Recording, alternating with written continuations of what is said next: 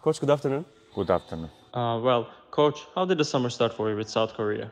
We are trying to develop the team. Now we are starting the competition for us that sometimes is a little bit hard because I already arrived. I was with Bakivan until the Champions League. So in the beginning we know that it's little difficult because we need to adapt also to this level of competition. But I'm happy because looks like our starting point is little higher than the last summer. How does it feel to be responsible from the statistics in the club and the head coach in the national team? Yeah, for me, nothing changed. I mean, also in the national team, even if I'm head coach, I'm controlling also the numbers because for me it's one part of our job, like coaches. Many times, for me, I always say the same, that the numbers are not all, is not the most important thing, but it's something that can help you to understand the feelings. I'm a feeling person, I follow a lot my feelings, and many times I need the numbers to confirm if the feelings are the same that the numbers, is like a match, I will follow that direction. If my feelings are different than the numbers, I check because maybe I'm grown, so maybe I take decisions that are not correct enough. So I start to check more and to find the whys. No? For example, my feeling working with the player in the practice was that our starting point was better than the last summer. Yesterday, that finally we played, I was checking the numbers to see if that feelings were correct. And looks also with the numbers that we start better than the last summer. So feeling good, numbers good, means we are better than the last summer. Now I'd like to ask about your goals this summer. What do you plan to do with South Korea this summer? Hey, we won the BNL, that is important because of the ranking, or the points of the ranking, so we will try to perform as better as we can. After, it's true that we have the ASEAN competition, that we have ASEAN Championship, that we will try to fight for the medals. Olympic qualification, that is the main goal of this summer, and after the Olympic qualification we still have the ASEAN Games, that in Asia is also a very important competition, and we will try, same than ASEAN Championship, to fight for the medals. I want to go back to Vakıfbank again.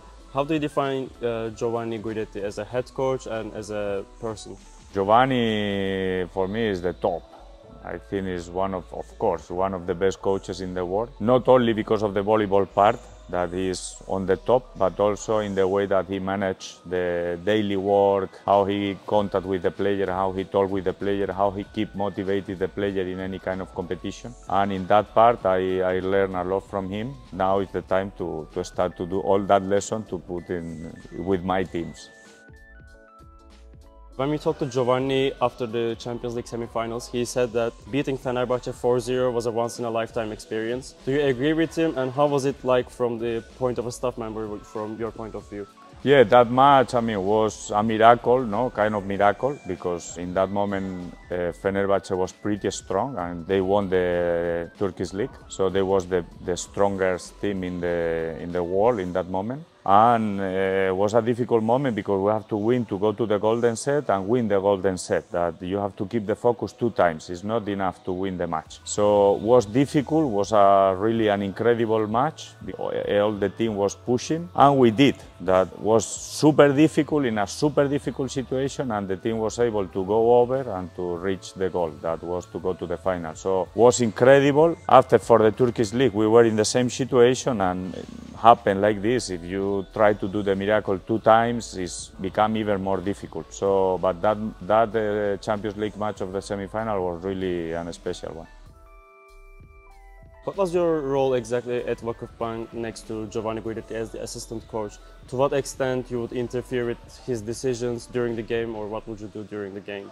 Yeah, generally, I mean, I was assistant coach. The role of assistant coach is to be with the head coach, thinking also like a head coach. Anytime that Giovanni asks me something, or when I study something about the opponent, I try all the times to put my mind is, okay, now I'm the head coach of Bakivan, so what I will do if I play against Fenerbahce, the semi-final of the Champions League. And I listen Giovanni, I meet Giovanni, and we discuss each other about what we want to do, how we want to prepare the match, what we are doing. So, and many times, not only with Giovanni, with Stefano, with Carlo, with all the coaches that I was working like assistant coach, many times I told them, I don't like this, I will not do like this, I don't know, I will practice in another way, or it's not enough what we are doing. And sometimes I put them also in troubles, because I think it's the way to grow. So after I was checking everything. I was checking the opponent, I was checking our performance, I tried to keep under control how our players are going, how the opponent players are going, just to try to understand if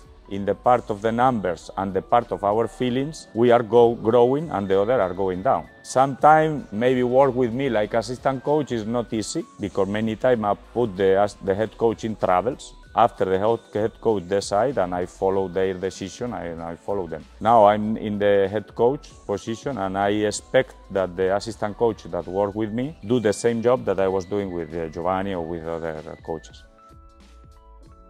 You had the chance to work with Paula Egonu and Isabel Haak at VakıfBank. How do you compare Paula and Bella from the point of statistics and in general performance? Both are pretty similar players. I cannot find really big difference between both of them. Of course, are two of the best opposites in the world right now. Maybe if I have to balance something, maybe Bella can be little better in block and defense, and Paula is really unstoppable in attack. When she go 100%, it's really difficult to stop her with the block or with the defense. But I think if we put everything together, both of them are really on the top, and I have also good relationship with both and with feeling with both. They were working really hard with the team. They grow a lot with us. I'm in contact with them, and I really appreciate Paula this season and with Bella, because with Bella I was in the 4th season of VakıfBank, but I was also in Italy with her in Scandicci 2 seasons. So we spent 5 years together. So it was really nice also to work with her.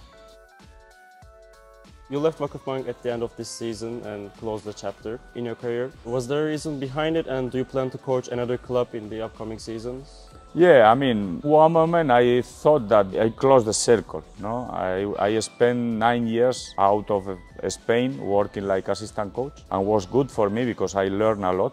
But before I was a head coach in Spain, so in my mind was all the time the idea to come back to work like head coach. That is the thing that I like the most. So I think in VakıfBank I did 4 seasons, pretty good. I start to work like head coach in Korea, and I want to restart my career like head coach. In the future, I think I will come back to work like head coach. Was a really incredible experience in VakıfBank or in Scandicci or in French, also in Azerbaijan. So I learned a lot in that 9 years. And now I'm more ready to be head coach than when I was 9 years before, when I was already head coach. But now I'm more ready. As a head coach, how do you prepare yourself before a match, and how do you prepare your team like right before the game? I mean, for me it's important to have one plan and to study good the opponent. I spend a lot of hours checking the numbers and watching numbers, and also watching the video. And I like also to watch the matches on live. The first day we were watching Poland, we were watching Thailand, because I want to see in the court, because the feeling that you have when you are there is different than when you watch the matches with the videos. But I try to have one plan that has to be easy for the player and with some more details for us that we will manage during the match. So for me it's important to arrive with one idea that I tell to the player that it's not enough if we just talk about the idea. We have to talk about the idea and do it in the practice. We have one plan for tomorrow against Canada that we already start to talk, and today we have practice. In that practice we will try to start to do things about the plan that we will do against Canada. So that is more or less the idea. So you have the habit of sharing some charts and graphics on Twitter, and social media fans are trying to decipher what they are about. Don't you get confused dealing with so many data and so many numbers? How do you keep track of all of them? Yeah, I'm used to share because it was something good for me, because sharing, many feedback arrived to me that is important, because sometimes I share something that for me is pretty clear, but for the rest of the world is like nobody understands. So I want to do things understandable for everybody. That first I receive a lot of feedback. Is one way to develop the volleyball. I think we have to try to go in a more professional way in volleyball, and for many years we were studying our sport in the same way. And I'm trying to find new ways to understand the game or to give information to the player that are a little bit different, that some of them I do and I spend a lot of hours to create, and after I never use anymore because nobody say, this is pretty clear, but some other yes. And that helped me a lot in the last year to develop one system to study that is pretty simple for me and takes me not too much time and give me a lot of information about how to put the opponent teams in trouble. So according to your numbers, do you think there is a particular player that you can say that is the best player in the world at the moment? Generally, the opposite are the players that can balance more the team in one side or in the others, because volleyball is related with the attack. So according how you attack, the victory will be more close to you or little more far. So the opposite, that are the players that attack the most, are generally the MVPs of the teams. But it's true that, for example, Gabi, for me these 4 years working with her, is a player that is not an opposite, is not a player that maybe will finish top score or she will not do the main points of the team, but is a player that balances the teams inside a lot. And with her, everything becomes more easy. Of course, Paola, Boskovic, Bella, these kind of opposite are on the top, because they can, even if the team is not doing great, they can change the match. But if I have to say one player like this, like the total player, I will put Gabi. Is there a particular performance that you remember of when you look at the graphics? For example, everybody was playing like a certain level, but another player on the pitch was playing incredible level. Do you remember any particular performance like that when you look at the graph?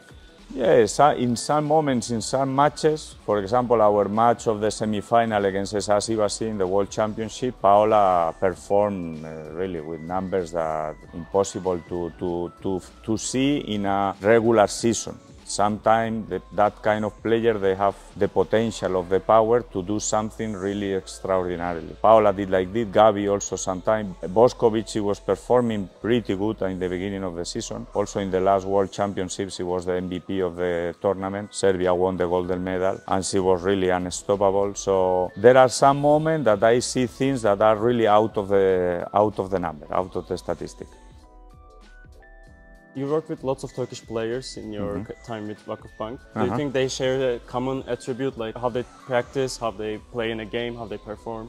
Yeah, what I noticed from them, for example, yesterday, in the match, when you go there, the gym is totally full. The national anthems, you listen to the national anthem, everybody shouting. So, for example, from Spain, we are also pretty similar. We are like, how to say, warm blood, no? Our blood is really warm, okay? When we play for our country, our level go a little more up, no? And I think for the Turkish player, when you play against them, you can feel that energy inside the team. I was really happy in Vakıfbank. All the Turkish players, they were pushing like crazy in the practice, and I have a really good feeling with all of them, and I hope that they will be successful also in the national team.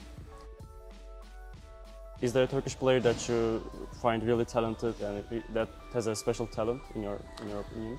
With the player that I was working, I don't know, Tuba, that now, for example, was injury, I want to see her because he was in Japan. I want to see her coming back to the national team. Middle blocker, Tsera, Kubi, all the players that were working with us, Deria, all of them are really talented. They are playing in a really competitive league, and I think they will be all the time on the top in the international level. Your child is really famous amongst Turkish fans on social media, especially on Twitter, and he's believed to be the lucky charm of Vakıfbank, and he's called Kupa Bebek because whenever he comes, you always win a cup. What do you think about it? Yeah, we are really happy because we feel all the love that the people give to her. We didn't do it on purpose. I mean, she was coming to the matches because we want to put her in that situation, come to see us, feel proud of our team or something like this. All the people start to follow her. I know that she has kind of Twitter account or something like this, like Kupa Bebe. So we are happy because really all the feedback that came to us was all the time good about her, about us, about my family. So we were really happy in Turkey and we will miss a lot. Giovanni is famous with his motivational speeches before the matches. It gets lots of attention. And he mentioned a video before the Fenerbahce game that was about a skater. In your opinion, what % does this affect to the team's performance and motivation? And how much does it contribute to the winning chances? For me, Giovanni knows how to touch the emotional part of the player. When you are competing in this level, the level of the opponent and our level will be pretty similar. the victory will come because the small details. Sometimes the small details can be also that emotional part. It's something that I like to do also, because I think it's pretty important, because it's not enough to work hard or to be together or something like this. The player has to commit with the work. They have to feel that they are the things by themselves and by their motivation. And it's something that in Bakip we call Bakip family, because we try to create also that atmosphere that we are all together, that we try to help each other in the difficult moment. No? So Giovanni knows how to touch that keys, okay, of the piano that he likes to do, and it's something that I will try to do also.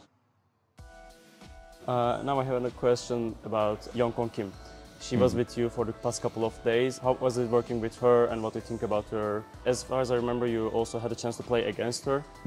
What do you think about her overall? Yeah, my first season she was in Sashibashi. So that season I moved to Korea from the summer like assistant coach, and I was working with her in the national team, and we qualified for the Olympic. We did pretty good. So it's another player that is on the top. It's kind of Messi, our Messi, because he's really a legend. And now she decided to quit for the national team after Olympic, and I was agree, because I think also this kind of player, they have to finish their career with the national team on the top, and we were there fighting for the medal, so I think it was a good moment for her to stop. She decided to keep working with the clubs in Korea, but we start to talk to make her enter in the national team like an external member of the staff that will be between the federation, between the clubs, between us. So she will help a lot, because was an important player for us, and I want that she become an important member of the staff also inside the national team.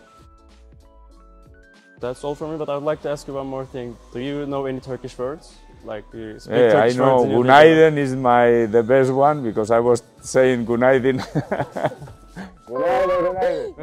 I was saying Günaydın every single moment, doesn't matter, morning, evening, so it was funny, because sometimes I enter in the Bakip gym, and maybe the school, they were working with kids of, I don't know, 10 years or 11 years, I enter Günaydın, Günaydın, it was 7 in the evening, everybody was watching me like, why are you saying Günaydın? After, I don't know, çok teşekkürler, and many things about volleyball, Kursung, Sa, Orta Sa, Orta Sol, so Chabuk, this kind of thing that help us in the practice. I tried to learn, but it was really difficult for me, because Spanish and Turkish are really different. Now I'm going, but Turkey will be all my life in my memory, because now for example, my daughter is more Turkish than Spanish. She spent more time of her life in Turkey, and we were really happy. I'm pretty sure that I will come back to Istanbul. So when I leave, I say, okay, it's not a goodbye, it is a see you soon. Because if I keep working in the volleyball level, Istanbul is the city of volleyball. There you can find many teams with super high level in sport, in volleyball sport, and before or after I will come back. Well, then I'm happy to say teşekkürler. Teşekkürler. That will be all. Teşekkürler. Çok teşekkürler. Çok teşekkürler.